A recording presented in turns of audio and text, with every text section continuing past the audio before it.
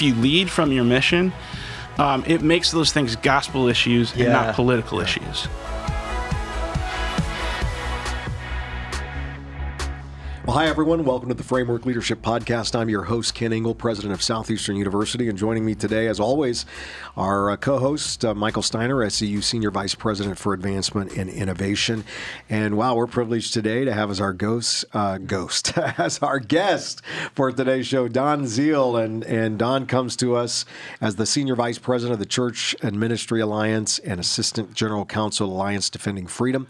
He leads efforts to protect churches and ministries from a lot of legal barriers. With over 20 years of experience in nonprofit ministry leadership, Don has built legal teams at Young Life and Crew and working on global compliance, religious freedom issues. He's also mentored a lot of future legal leaders through Crew's internship program. Don, great to have you a part of the show today. Thanks so much for having me. I'm so glad to be here. Yeah, and you're here. We're in the midst of our SU conference, and you're going to be speaking to a lot of our ministry leaders, pastors, about the importance of understanding the times we're living in. And right now, ADF is engaged in some of the most pressing legal and cultural battles of our time: censorship, DEI policies, parental rights, things that absolutely affect, a lot of things that affect higher education, and as well as the local church. So it's important that we are in touch with voices like you and to know how we can navigate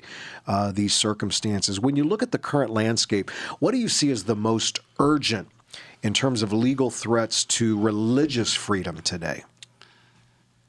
That's a great question. And, obviously we're living through a new administration in the last couple of weeks. And so I think there's been, we've gotten a lot of questions recently, like, is everything better now? Has everything turned a corner? Because the new administration has policies that tend to uphold religious liberty as compared to some previous policies. What I would encourage in that is caution. I think this is still something that we all need to be paying attention to. It's something that all ministries need to be focused on and continue to learn how to carry out their mission and define their mission moving forward, because these threats, unfortunately, are going to persist beyond administration. There's a fleeting nature to administrative action. There's always a give and take to that. And there's also a lot of things going on in the states and in local areas that we need to pay attention to on the religious liberty side. So in terms of what are the most urgent things, I don't know that I would change it a lot, except to say that I think that this is a great time for ministries to step back and say, who do we want to be for the long haul? Who do we want to be for the long term? And then really live into that and think through how to strategize for the future. I think the most important thing for ministries to do is, again, this process of self-definition. This is who we are. This is who we want to be. How will we proclaim the gospel deep into the future? Yeah. I know ADF has commended, I think, President Trump's executive orders, and he's written a lot of them in the last few days, at restoring especially free speech and ending, anything as it relates to censorship. How do you see these actions impacting the broader landscape of religious freedom and free expression in our nation? Well, I think that the current executive orders, and again, stressing the emphasis on what executive orders do is they set a policy direction for the administration. So this is direction to the administration that's being built right now to say, these are the policy initiatives that we want to pursue.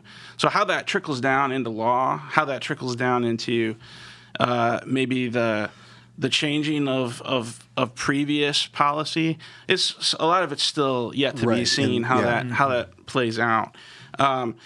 But in terms of what to be encouraged about, I think that this has really drawn attention to what has been a growing problem in censorship, both in public ways with government censorship and things, and even things that have been uncovered in the last few weeks related to that, but also private censorship. And I think there's a lot of companies that have come out and realize, the way that we've been handling like our community standards on our websites and things like that, maybe that hasn't really created a place for the flourishing of free ideas. Right. And I think any of that is a win for, again, what our number one desire is, to keep the door open for the gospel. So we believe that a place that is free from censorship will allow for the gospel to enter into the public space and be a part of that marketplace of ideas. And it should be contended for in that marketplace of ideas. And so that's encouraging. Although I think it's still something that we need to keep our eye on. We need to keep our eye on this globally. Yeah. Right. And so there's encouraging, but there's also let's see how this all plays Right. out and Yeah. where this goes. Yeah. So, I think, there may be a sense that I don't want to put words in any leader's mouth, but maybe like there's a little bit of a reprieve, right? And I think, coming into COVID, everybody thought it was okay to be apolitical, right? The church, especially when we're talking about church leaders, there was this trend of, we're not in this discussion. This isn't all that kind of stuff. Post-COVID, right? We know you can't live like that, but it felt like it was almost too late, right? The hammer came down. And so now we're in this window where the hammer, quote unquote, may have come up from the federal government, but the question still remains, how do you operate, right? How do you go? So what advice would you give to Christian leaders when they're thinking about what does it mean to take a stand, not take a stand, be political, Sure. not political, as they're wrestling through this in this new administration? Well, we talked to a lot of pastors, and one of the first things that we hear when some of these, I guess, more lightning rod issues come up is, hey, we're not political. Right. And I think the first question to ask for pastors and leaders is, what do you mean by that? Because I can get behind that statement. ADF isn't a political organization either. We're trying to, again, advance the right to live and speak the truth. And so, but I think you have to start with demystifying that connection, the connection between the ministry that we're called to and what it means to engage in the public square. Right. And I think I see with some pastors, they're just allergic to politics. They're allergic to legal issues because they think they're, going to get in trouble. Like there's a legal issue. So that was one of the things that we do with some of our resources to sort of claim this is what the law is. And actually, I think you can be a lot more bold than maybe you think you can under that. Yeah. Then I think the second thing is that they fear that they're going to alienate the people around them. And this is more of the cultural question. What are we going to do to our ministry culture? Right. What are we going to do to the people who we're ministering to if they view us as a political organization? So we start by pulling back that question and saying, you need to start with contemplation. What is your mission, and how does it relate to these public square type of issues? How do you speak the truth in love? How do you seek the good of the city, to use an Old Testament analogy? And how does that play out in your mission? And I think if you lead from your mission, it makes those things gospel issues and not political issues. Wow. No, that's well said. You've worked at the intersection of law and operations and ministry. How can legal and operational frameworks or systems either help or actually can hurt a ministry's long-term, missional impact?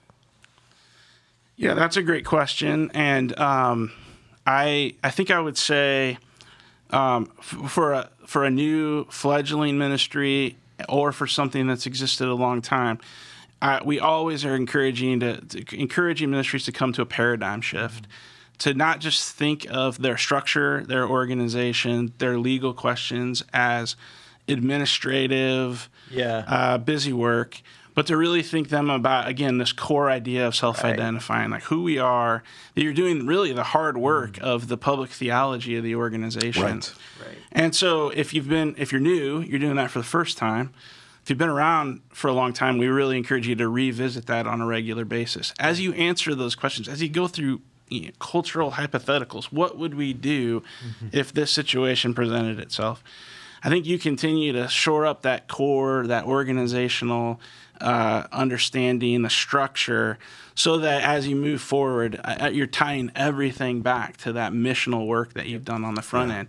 And then that affects how you draft a facility policy, how you handle employees, what employees have religious requirements, is it everyone? Is it some of our employees? So some of these like systemic questions then flow from that hard mission work. Yeah, no, that's so good.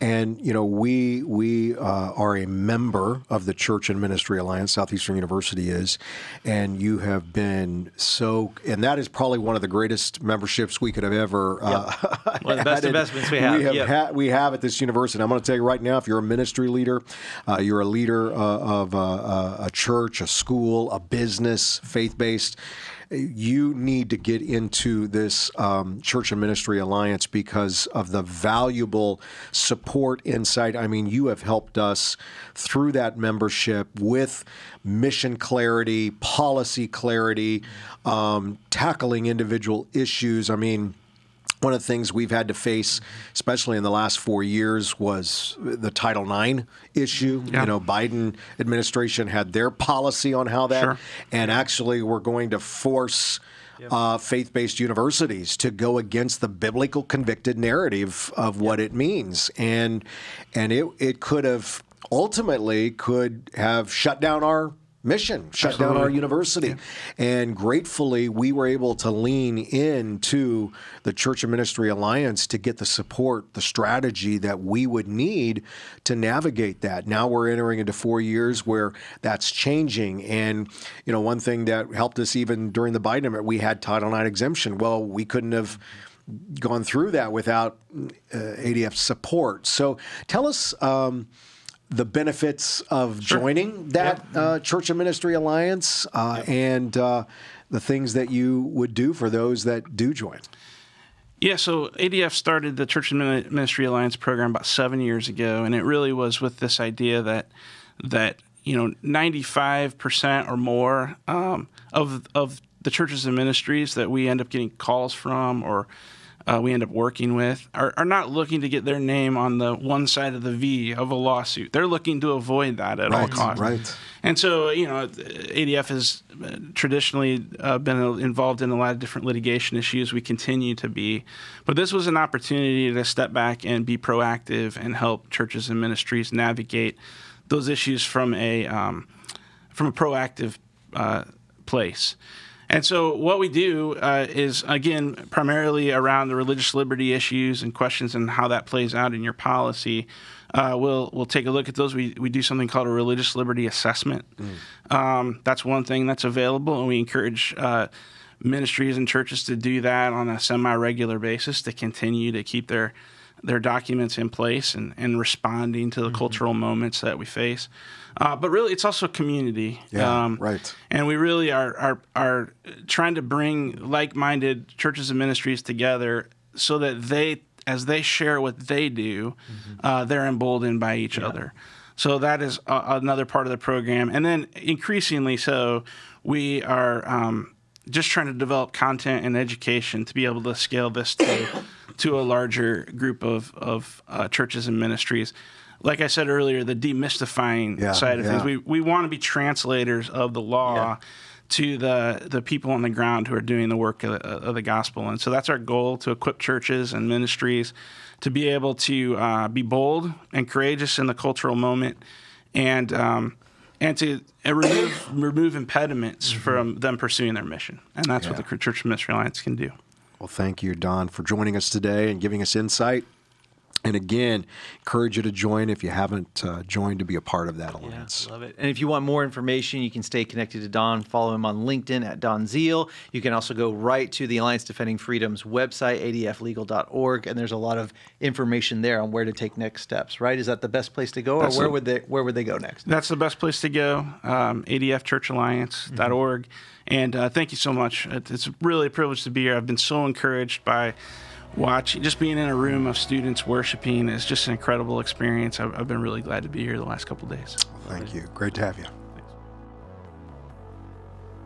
Thank you so much for joining us today on Framework Leadership. If you're watching on YouTube, now would be a great time to hit that like button, hit that subscribe button so you can get incredible leadership content right to your YouTube feed. You can also check us out on Spotify and Apple Podcasts every single week, Framework Leadership. And if you love great email newsletters, and I know I do, make sure you check out keningle.com and subscribe to the Framework Leadership newsletter. It's an incredible piece of content we put out every single week of amazing leadership resources right to your inbox. Make sure you check it out. You can also follow us on Instagram at Kent_Ingle, at Dr. Michael Steiner, on X at Kent Ingle, and on Facebook at Kent.Ingle. Stay up to date on all the incredible things happening on the podcast and at Southeastern University. We love you guys and we love our followers and our subscribers. Thank you so much for listening to the Framework Leadership Podcast.